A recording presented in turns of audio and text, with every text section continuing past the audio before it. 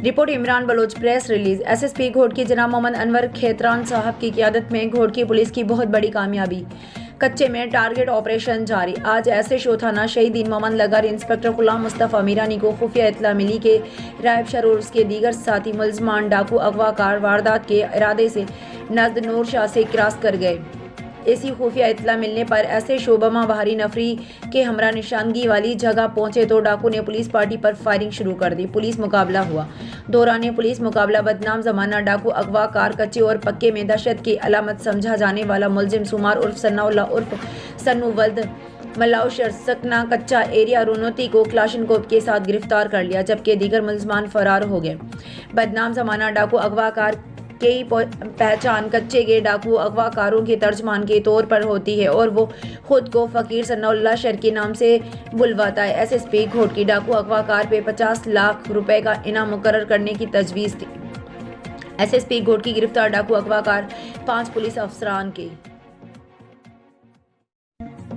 Mehar bureau chief जिला दादू साहब खान हालो मेहड़ बरसां गोठ बख्श लाखेर जे रेवासिन पारां पंहिंजे मौसम बाड़न सां गॾिजी ॻोठ जे तरक़ियाती कमनि नालनि ऐं घेटनि न ठहण ख़िलाफ़ चेयरमैन वाइस चेयरमैन ऐं यूसी सेक्रेटरी ख़िलाफ़ एहतजाजी मुज़ाहिरो कयो।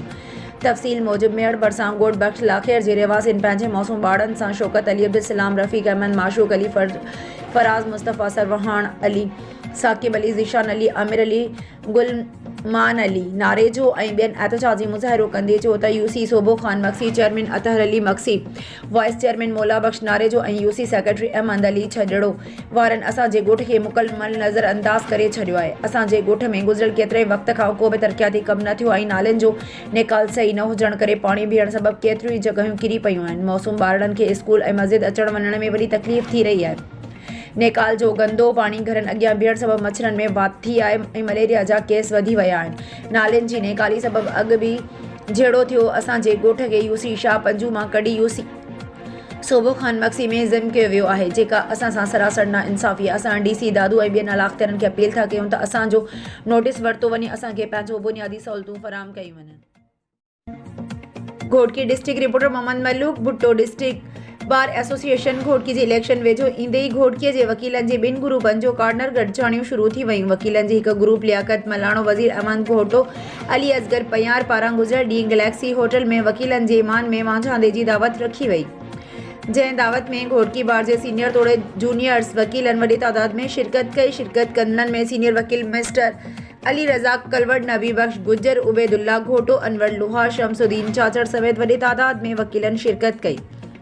लियाकत मलाणो वज़ीर अहमद घोटो ख़िताब कंदे चयो त बार जी भलाई समेत ॾुतड़ियल अवाम जे हक़नि जे लाइ जिदोजहद कंदासूं। ॿिए पासे वकीलनि में चोबोल आहिनि त लियाकत मलाणो वज़ीर अहमद घोटो ग्रुप ईअं ई रज़ाक महर ग्रुप में चोटीअ जो मुक़ाबिलो थींदो, जॾहिं त सीनियर वकीलनि जे राय मुताबिक़ लियाकत मलाणो वज़ीर घोटो ग्रुप खे सरसरे हासिल आहे।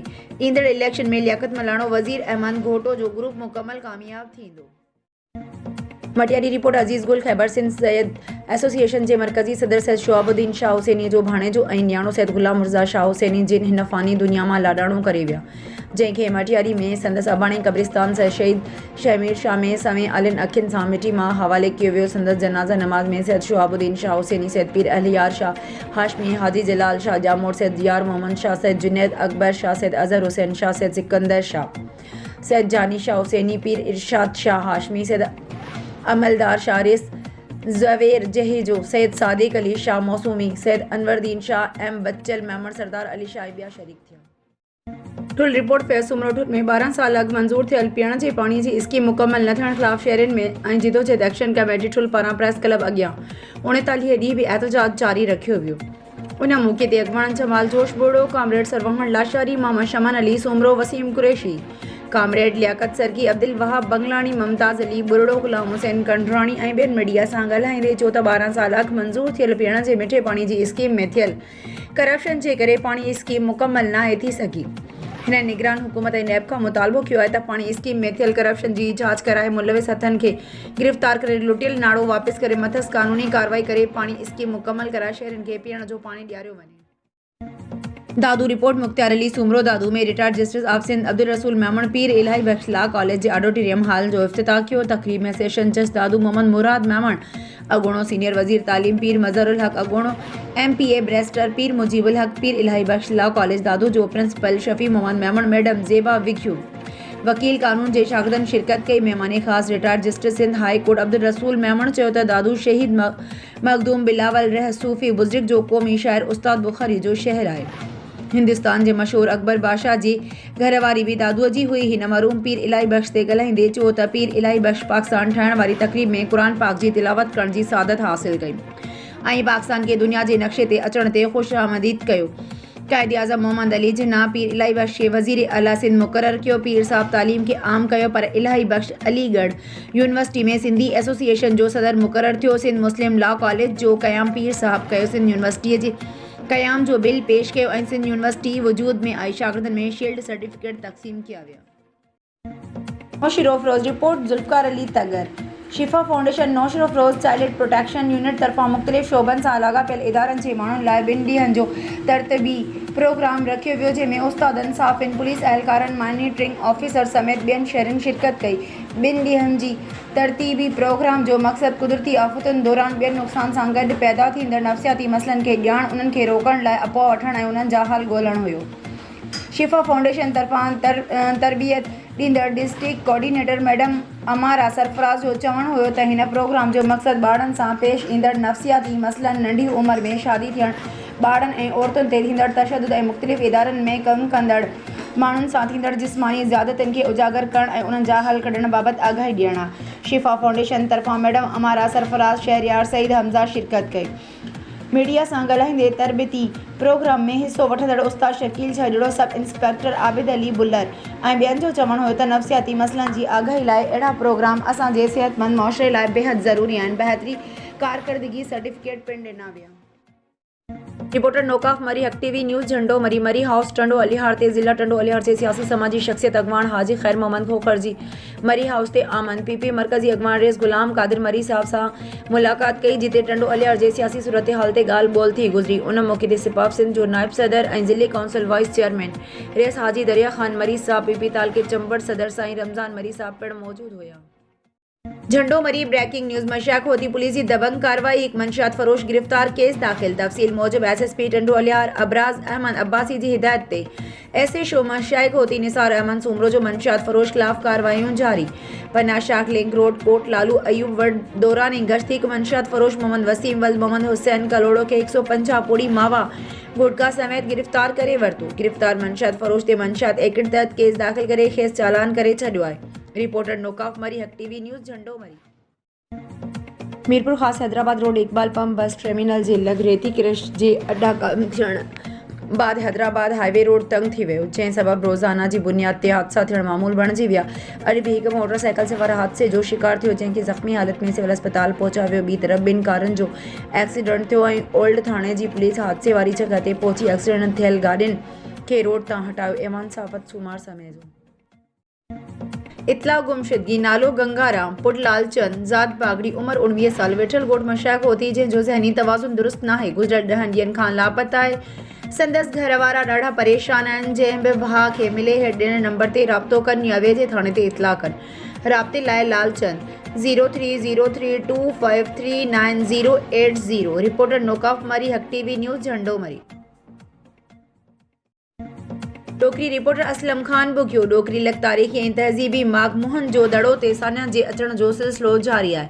जापान अमेरिका कैनेडा बल्गारिया ऐं श्रीलंका खां 25 ॼणनि जो वफ़द तारीख़ी ऐं तहज़ीबी मागमुहन जो दड़ो पहुतो। परॾेही वफ़द माग जो मुख़्तलिफ़ साइटिस जिन में great bath DK area Munir area HR area जी तारीख़ी असारनि सां गॾु म्यूज़ियम जो बि दौरो कयो। उन मौक़े ते वफ़द मीडिया सां ॻाल्हाईंदे चयो त दुनिया में मोहन जो दड़ो जी तहज़ीब तमामु वॾी ऐं शानदार तहज़ीब लिखी वेंदी आहे।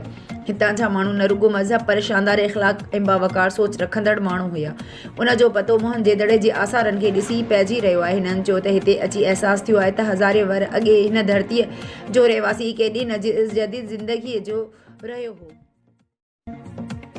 5000 माण्हू एहतजाज कंदा। सकरण तालके जे धीअ अड़ सकरण जी आबादगारनि संदन 497 एकड़ ज़मीन सरकार पारां भुॻड़नि जे मट ज़ोरी ख़रीद करण ख़िलाफ़ नज़ीर अहमद कीरियो ऐं राजा इरशाद कीरियो जी अॻवानी में काज़ी सरफराज़ मेमण चौक ते एहतजाजी मुज़ाहिरो करण बाद मीडिया ॾोधाईंदे चयो आहे त रेवेन्यू अमलदार असांजे बचनि जी रोज़ी ख़रीद करण लाइ दबाव विझी रहिया आहिनि, जॾहिं त असीं सरकार खे पंहिंजूं ज़मीनूं ॾियण लाइ तयारु आहियूं, पर असां रेवेन्यू खाते के पंहिंजा मुतालबा रखिया आहिनि। जेकॾहिं उन ते अमल कंदा त असीं बि सहकार कंदासीं। इन्हनि छो त असांजा मुतालबा आहिनि त ज़मीन जे बदिले साॻे अघ ते ज़मीनूं ॾिनियूं वञनि। सरकार जी ज़रिए ज़मीन लॻभॻि 4000 एकड़ दी अड़नि सकड़नि में दी मारवी 6 में मौजूदु आहे। अहिड़ियूं रिपोर्टूं जारी पिणु थियल आहिनि, पर मुख़्तियार कार ऐं assistant commissioner high court Hyderabad जे सकड़नि बेंच में पटिशन डी 3360/2022 दाख़िल हुअण बावजूदि केस जी बरअक्स रिपोर्टूं ॾिनियूं आहिनि। हिननि उहो बि चयो त असांजूं ज़मीनूं ज़रख़्रेज़ आहिनि, जेकी नेशनल हाईवे के वेझूं पिणु आहिनि,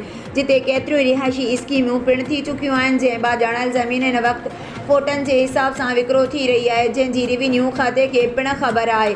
हिननि वधीक चयो त असां अॻु बि हिन मसइले ते एहतजाज करे चुका आहियूं, जॾहिं त लैंड एक्विज़िशन एक्ट 1898 तहत सेक्शन 4 ऐं 6 जे तहत कयल ऑर्डर पिणु नाजाइज़ आहे, जेको हाई कोर्ट में चैलेंज कयो वियो आहे। जॾहिं त ॼाणल पटिशन में रेवेन्यू खातो 4, 5 ऐं 7, 8 तहत धुर पिणु पढ़ंदी सिंध त वधंदी सिंध सकड़नि। कोशिशि आहे त को बि ॿार किताबनि, ड्रेसुनि या बेंचुनि जी खोड़ सबबि तालीम खां महरूम न रहे। उन करे मुख़्तलिफ़ स्कूलनि में वञी शागिर्दनि ऐं शागिर्दियाणियुनि जी सार लही रहिया आहियूं।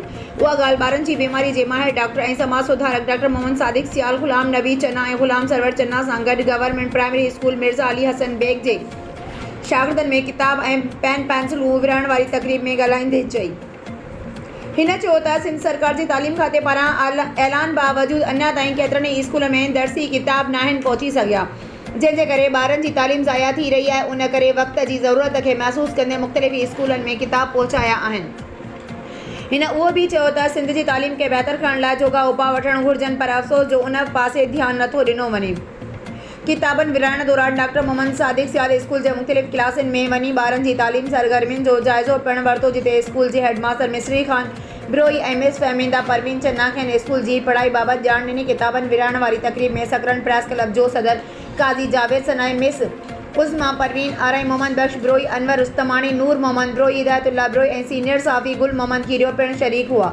उन खां अॻु स्कूल जे ॿारनि पारां आयल महिमाननि खे गुलदस्ता पेश करे संदन शानदार आदरवाह कयो वियो।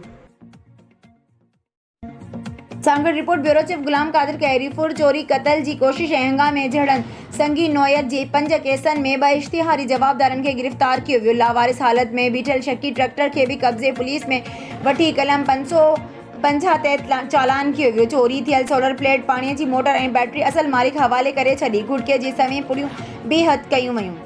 तफ़सील मूजिब एसएसपी सांगड़ कैप्टन सदाम हुसैन जी अॻवानी में पुलिस ॾोहारनि ख़िलाफ़ सरगर्म आहे। उन सिलसिले में एसए शो शहदादपुर दीदार हुसैन चोरी फुर क़त्ल जी कोशिश हंगामे जी 5 संगीन नौयत जे केसनि में घुर्बल इश्तिहारी जवाबदार हुबदार अली उर्फ हुबी खे गिरफ़्तार करे वरितो आहे। उन खां अलावा चोरी थियल सोलर प्लेट, पाणीअ जी मोटर ऐं बैटरी हथ करण बाद असल मालिक हवाले कई वई आहे। टीं कार्रवाई में लावारिस हालत में मिलियल हिकु शकी ट्रैक्टर खे कब्ज़े में पुलिस वठी कलम 550 तहत चालान करे वरितो आहे।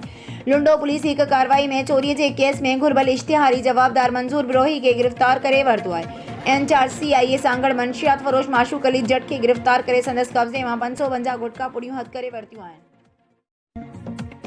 पाकिस्तान मुस्लिम लीग फंक्शनल ज़िले मीरपुर ख़ास जे सदर जे जेडीए जे ज़िले कन्वेनर मुबारक अली महर ईंदड़ आम चूंडनि खां अॻु सियासी सरगर्मियूं तेज़ करे छॾियूं आहिनि।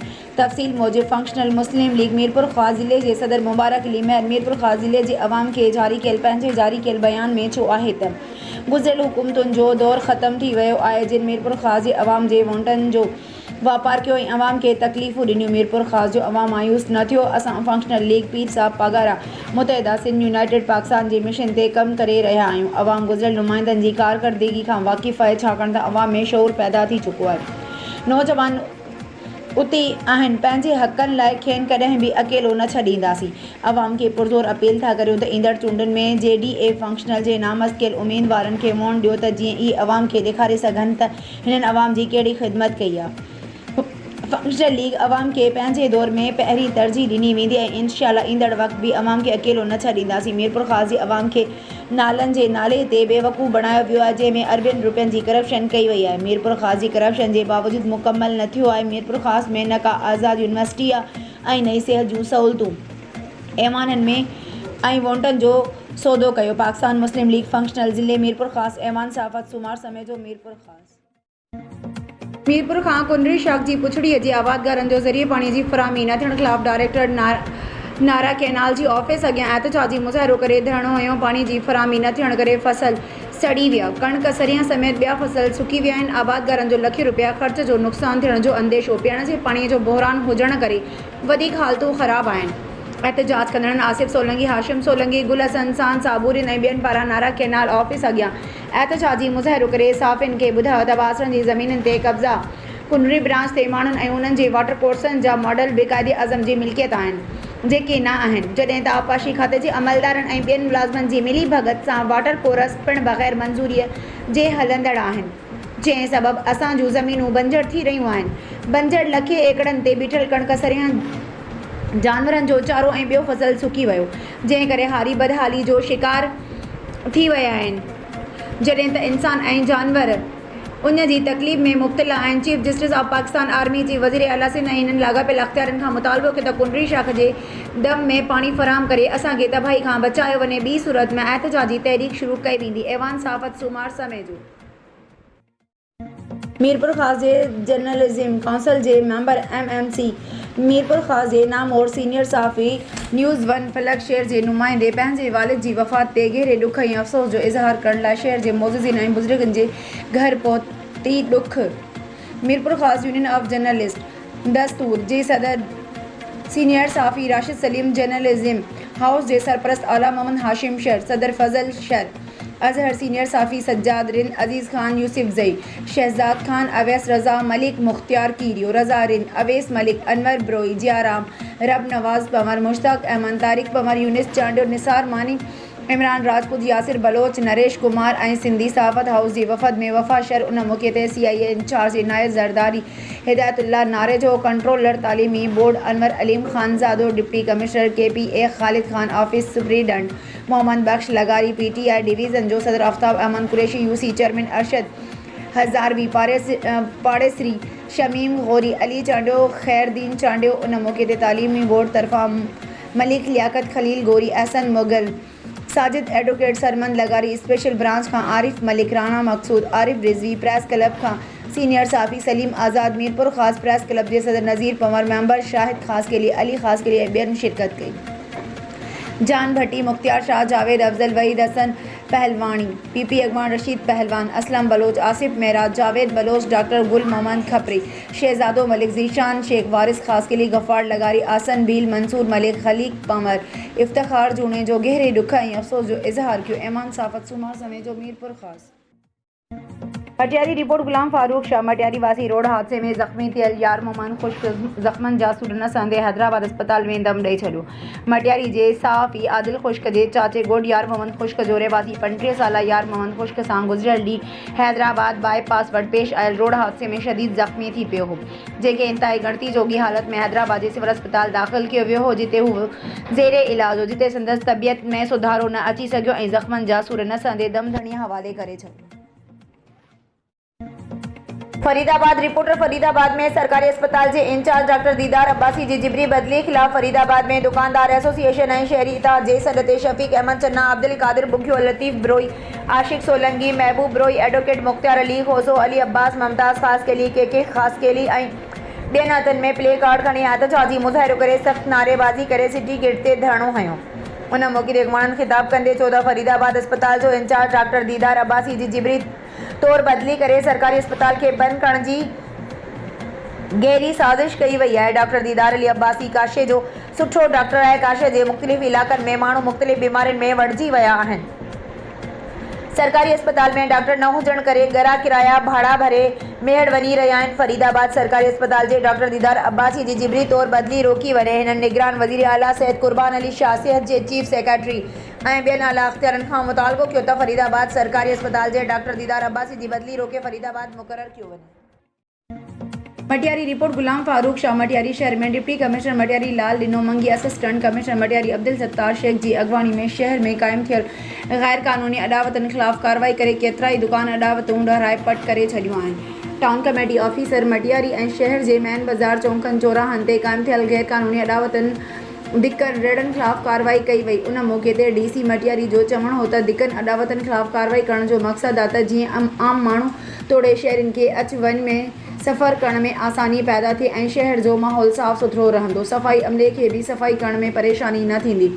उन मौके ते टाउन कमेटी मटियारी जो अमलो पिणु मौजूदु हुयो, जंहिं फौरी तौर ते रेड़नि खणाए रोड साफ़ करायो। DC मटियारी दुकानदारनि खे वार्निंग ॾींदे चयो त आइंदा केर बि दुकानदार इंक्रोचमेंट न करे, ॿी सूरत में कानूनी कार्रवाई कई वेंदी। Ghotki police press release. Ghotki police के जराइम पेशा अफराद के खिलाफ क्रैकडाउन। कुछ दिन पहले राजेश कुमार हिंदू के नाम मालूम चोर सरकारी बाग घोटकी से एक मोटरसाइकिल चोरी करके ले गए थे, जिसकी इत्तला राजेश कुमार हिंदू ने थाना ए सेक्शन घोटकी पे दी थी। आज SHO A section Ghotki Mohammad Mithal Khakhrani साहब ने वो मोटरसाइकिल रिकवर करवाकर कानूनी कार्रवाई के बाद असल मालिक राजेश कुमार हिंदू के हवाले कर दी। मसरूका मोटरसाइकिल वापस मिलने पर असल मालिक राजेश कुमार हिंदू ने SHO ए सेक्शन और उसकी टीम का तहे दिल से शुक्रिया अदा किया। तर्जमान घोटकी पुलिस। घोटकी रिपोर्ट इमरान बलोच। घोटकी जा ट्रांसपोर्टर DC घोटकी खां ॾाढा सखर खां सादिकाबाद रूट ते हलंदड़ वैगरिन वारनि जी बदमाशी। घोटकी खां ॾहरकी ताईं DC घोटकी जे मुक़ररु कयल किरायो 110 बजाए 150 वठण लॻा। पुछा करण ते मुसाफ़िरनि सां बदतमीज़ी। गारियूं गंद हलंदड़ गाॾियुनि खे सुनसान जॻह ते बीहारे मुसाफ़िरनि खे धिका ॾियनि था। 150 किरायो ॾींदे त लह उते जो उते। गाॾीअ मां DC घोटकी आगा शेर ज़मान ख़ान उन्हनि बदमाश वैगरिन वारनि ख़िलाफ़ केरु नोटिस वठंदो। घोटकी न्यूज़ सां हिकु मुसाफ़िर ॻाल्हाईंदे गाॾियुनि वारनि ख़िलाफ़ आवाज़ उथारण जी अपील कई।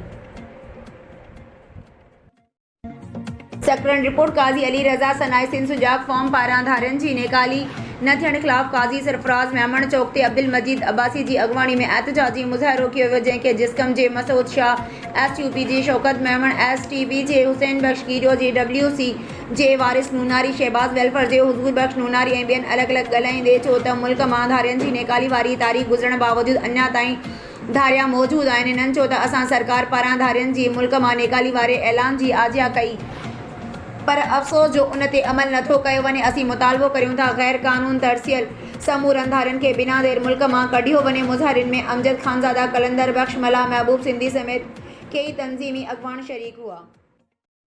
खानपुर महर वेझो मंगरिया स्टाफ वटि अचानक मेहरान राइस मिल खे बाहि लॻी वई। घोटकी जे वापारी सेठ अशोक कुमार जी मेहरान राइस मिल खे बाहि लॻी वई। बाहि लॻण जे करे सेठ अशोक कुमार खे करोड़े रुपयनि जो नुक़सानु।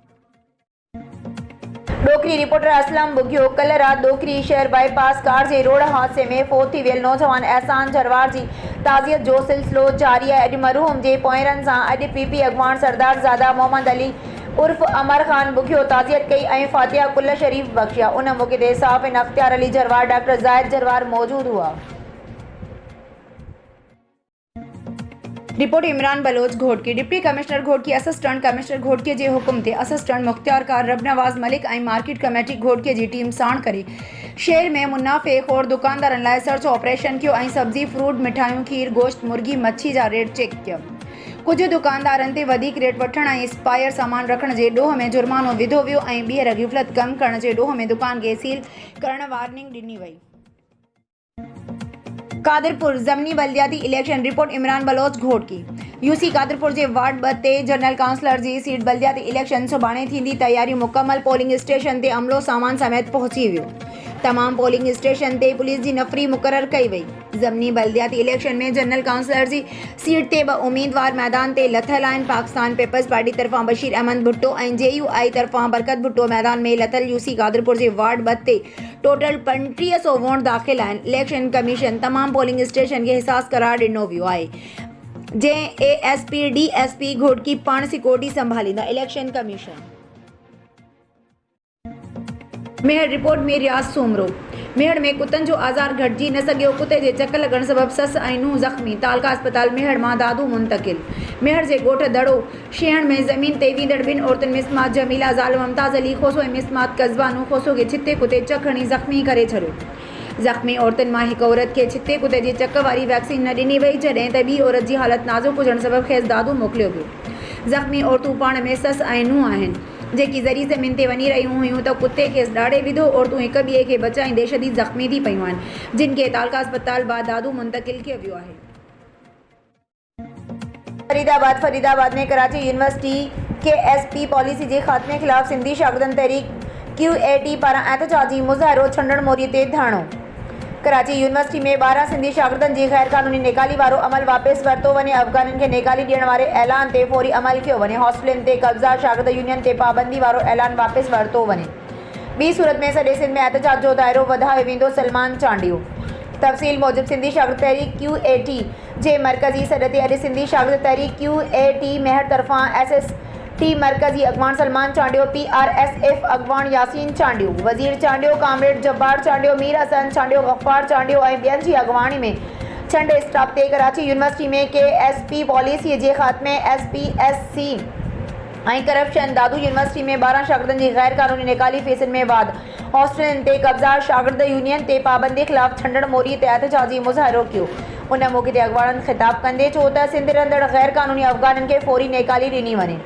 सिंधी शागिर्दनि जी यूनिवर्सिटी में नेकाली ॾियण वारो अमल बंदि थियणु घुरिजे। शागिर्दनि खां वाधू फीस वठण वारो अमल गैर क़ानूनी करार ॾिनो वञे।